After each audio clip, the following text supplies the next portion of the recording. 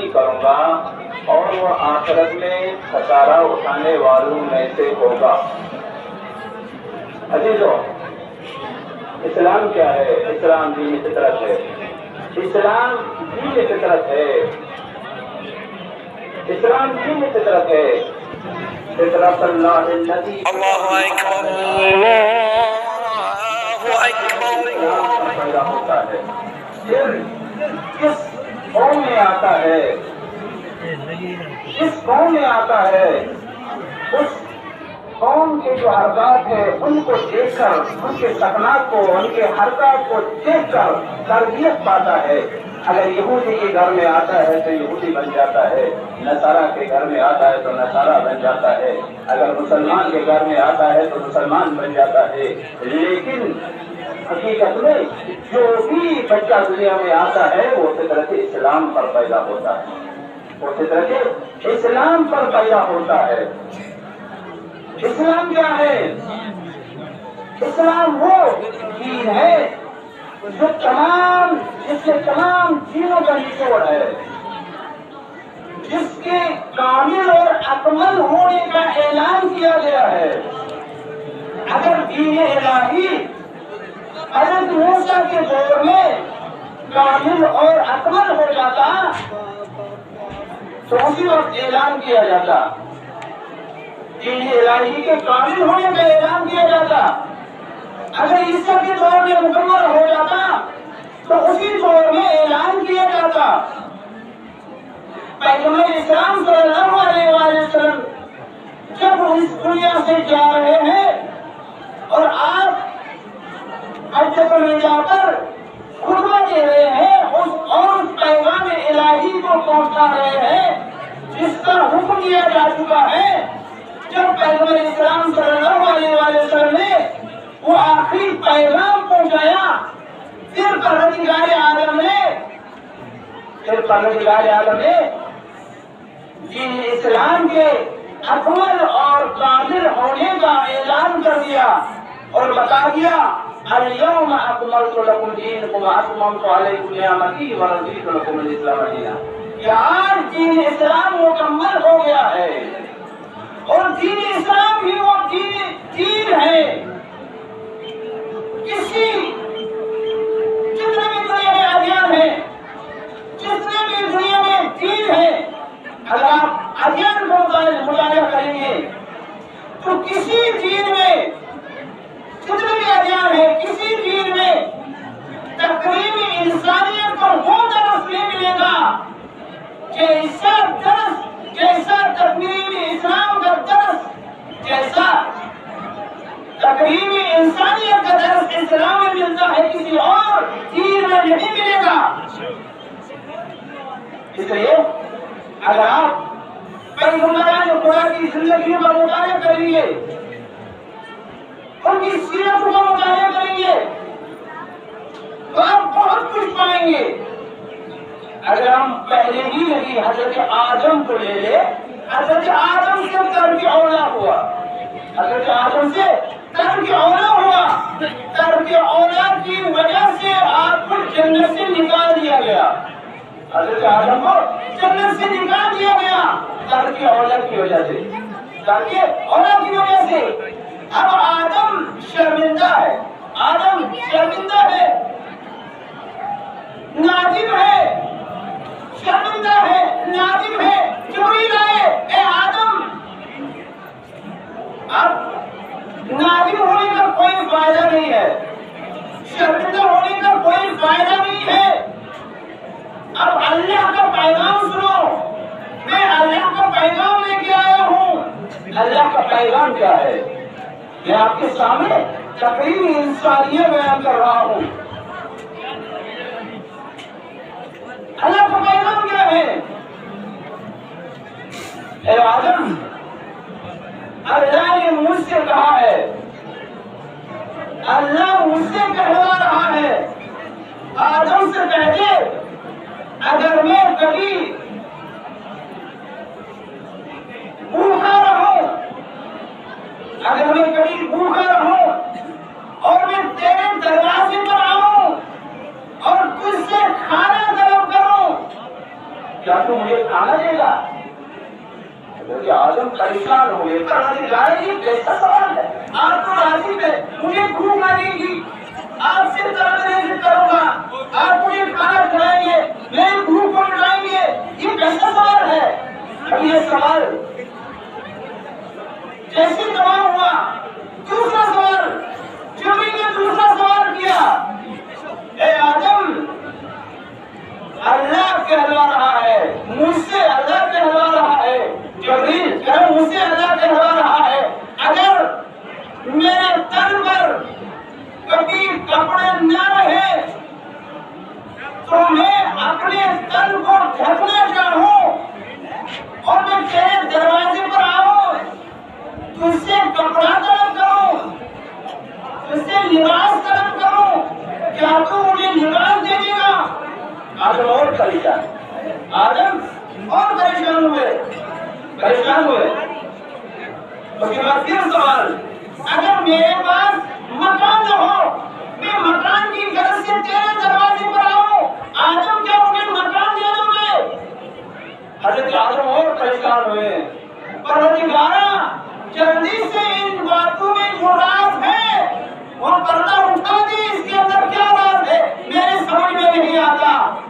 اب جبریل بیان کرنے لگے، اے آدم سن، اللہ کہلا رہا ہے، اے آدم سن، اللہ کہلا رہا ہے، جب میرا کوئی بندہ تمہارے دروازے پر آئے، تجھے کھانا طلب کرے، تو یہ نہ سمجھنا میرا بندہ آیا ہے، میرا بندہ آیا ہے، یہ سمجھنا کہ خدا خود آیا ہے۔ کوئی مکان طلب کرے تو یہ نہ سمجھنا میرا بندہ آیا ہے، بلکہ یہ سمجھنا خود خدا آیا ہے۔ یہ آدم علیہ نبینا، یہ آدم علیہ نبینا، یہ دیکھیے دین الہی میں تقریم انسانیت کا کیا معیار ہے کہ پروردگار عالم خود اعلان کروا رہا ہے جبریل سے، اور اس کے بعد آدم کو حکم دے رہا ہے پروردگار عالم، یہ میسج ہر ایک تک پہنچانا، ایک تو خود بھی اس پر عمل کرنا اور دوسروں تک بھی یہ میسج پہنچانا۔ اب آئیے جناب ابراہیم علیہ نبینا، نبی ہے، رسول ہے، اولو پیغمبر ہے، اولو پیغمبر بھی ہے۔ آپ کی روش کیا ہے؟ آپ تب تک کھانا نہیں کھاتے جب تک کہ کوئی آپ کے دسترخوان پر بیٹھ کر آپ کے ساتھ کھانا نہیں کھاتا، یعنی جب تک کہ آپ کے کھانے میں کوئی شریک نہیں ہوتا۔ حضرت ابراہیم تب تک کھانا نہیں کھاتے۔ ایک مرتبہ ایسا ہوا، حضرت ابراہیم گھر سے نکلے، ایک چوراہے پر کھڑے ہو گئے، اس گھر سے کوئی اللہ کا بندہ آئے، میں اس کو اپنے گھر میں لے کے آؤں، دسترخوان پر بٹھاؤں تاکہ وہ میرے ساتھ کھانا کھائے۔ انتظار کرتے رہے،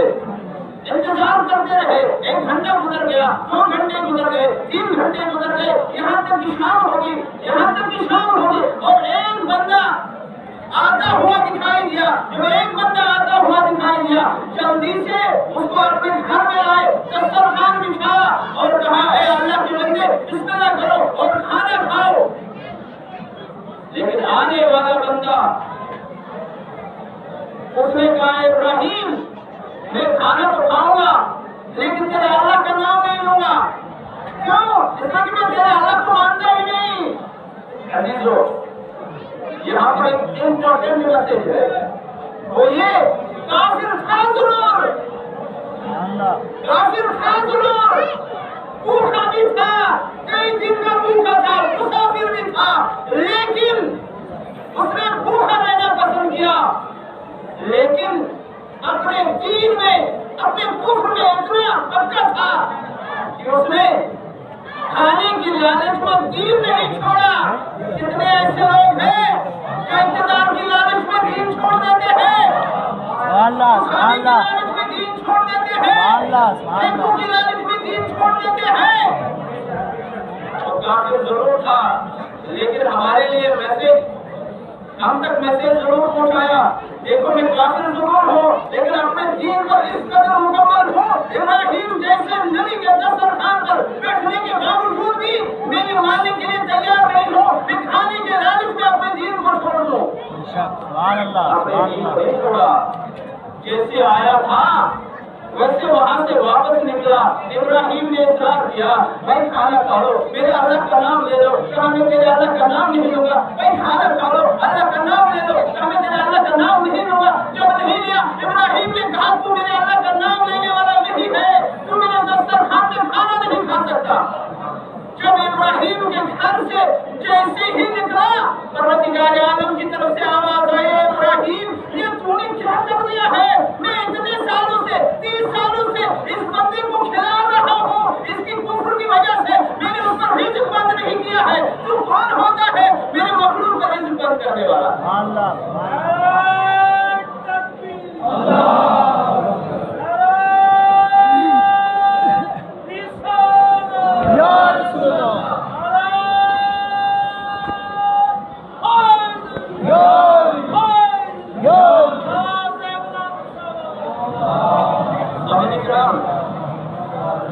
ابراہیم نبی ہے، رسول ہے، پیغمبر ہے، لیکن جو بات نہیں ہونی تھی وہ بات ہو گئی، وہ بات ہو گئی۔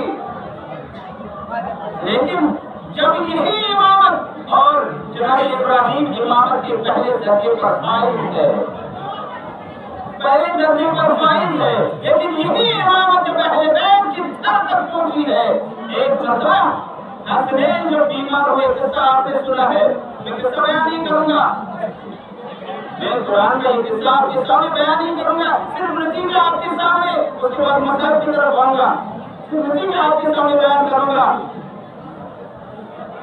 جب حسنین صحتیاب ہوئے، سب نے روزہ رکھا، جناب زہرا نے بھی روزہ رکھا، علی علیہ السلام نے بھی روزہ رکھا، گھر کی کنیز حفصہ نے بھی روزہ رکھا، پہلے دن روزہ رکھا۔ افطار کے وقت باہر کسی نے دروازہ کھٹکھٹایا، سب کے سامنے پانی ہے، ہاتھ میں ایک ایک روٹی لیے ہوئے ہیں، علی کے ہاتھ میں بھی روٹی ہے، حسنین کے ہاتھ میں بھی روٹی ہے، زہرا کے ہاتھ میں بھی روٹی ہے، گھر کی کنیز حفصہ کے ہاتھ میں بھی روٹی ہے۔ ایک مرتبہ کسی نے باہر سے دروازہ کھٹکھٹایا، باہر سے کسی نے دروازہ کھٹکھٹایا، اے اہل بیت رسول، میں مسکین ہوں، بھوکا ہوں، مجھے کھانا چاہیے۔ عزیز و دوستو، یہاں سب نے اپنی اپنی روٹی، 5 روٹیاں تھیں، 5 نے اپنی اپنی روٹیاں دے دی، 5 نے اپنی اپنی روٹیاں دے دی۔ وہ یہ بھی تو کر سکتے تھے، 1 روٹی دے دیتے، 2 روٹیاں دے دیتے، نہیں، سب نے اپنی اپنی روٹیاں دے دی، سب نے اپنی اپنی روٹیاں دے دی اور پانی سے افطار کیا، اور پانی سے افطار کیا۔ دوسرے دن جب پھر افطار کا وقت آیا، یتیم نے دروازہ کھٹکھٹایا، اے بیت رسول، میں یتیم ہوں، بھوکا ہوں، سب نے اپنی اپنی روٹی دے دی۔ تیسرے دن اخیر آیا، سب نے اپنی اپنی روٹیاں دی، سب نے اپنی اپنی روٹیاں دی۔ پروردگار عالم ان کی شان کیسے بیان کر رہا ہے، جو سب نے روٹیاں دے دی، وَيُطْعِمُونَ الطَّعَامَ عَلَىٰ حُبِّهِ مِسْكِينًا وَيَتِيمًا وَأَسِيرًا، مسکین کو، یتیم کو، اسیر کو روٹیاں دے دی۔ کسی لالچ سے دی ہے، کسی لالچ میں دی ہے، انما نطعمکم لوجہ اللہ، صرف اللہ کی رضا کے لیے دی ہے۔ اور اس کے بعد اعلان ہوتا ہے، کوئی بدلہ نہیں چاہتے اس روٹی کے بدلے میں، کوئی بدلہ کی نہیں چاہتے، یہاں تک کہ ان کا شکریہ بھی ادا کیا جائے، وہ شکریہ بھی نہیں چاہتے، انہوں نے اللہ کی رضا کے لیے دی ہے، کیونکہ یہ اہل بیت کا گھرانہ ہے۔ یہاں تقریب انسانیت دیکھیے کمال پر ہے، اہل بیت علیہ السلام کی سیرت سے نظر آتا ہے کہ انہوں نے تقریب انسانیت کیسے بیان کی ہے۔ آنے والا شخص یتیم ہے، مسکین ہے، اسیر ہے، لیکن آنے والا کون ہے؟ اہل بیت نہیں جانتے آنے والا کون ہے، مسلمان ہے، کافر ہے، یہودی ہے، نصارہ ہے، کون ہے نہیں معلوم۔